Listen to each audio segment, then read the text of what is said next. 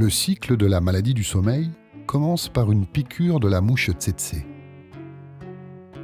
Si la mouche pique une personne déjà malade, elle ingère des parasites avec le sang. Ces parasites, les trypanosomes, se concentrent dans le tube digestif de la mouche. 20 jours plus tard, les parasites migrent dans les glandes salivaires de l'insecte. À la prochaine piqûre, la mouche tsetse contaminera une nouvelle victime.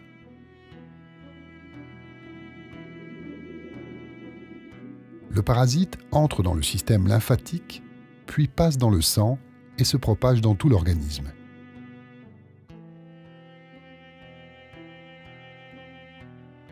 Dans un premier temps, les défenses immunitaires attaquent les parasites.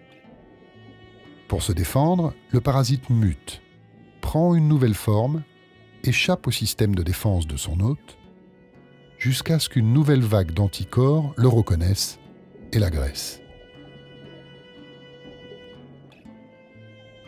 Ce cycle d'attaque et de défense se reproduit plusieurs fois avec l'apparition de symptômes tels que des poussées de fièvre, maux de tête, douleurs articulaires.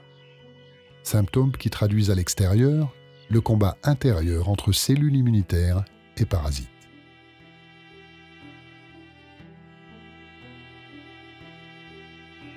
Mais ces symptômes sont parfois trop légers pour être détectés, alors que justement, c'est au cours de cette première phase que la maladie pourrait se soigner le plus facilement.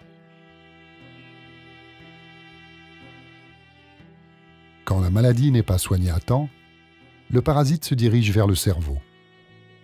Un filtre protège le cerveau des agents pathogènes, des toxines et des hormones qui circulent dans le sang, la barrière hémato-encéphalique. Mais le trypanosome réussit à la franchir. À ce stade, comme la barrière hémato-encéphalique bloque aussi certaines molécules médicamenteuses, la maladie est bien plus difficile à soigner.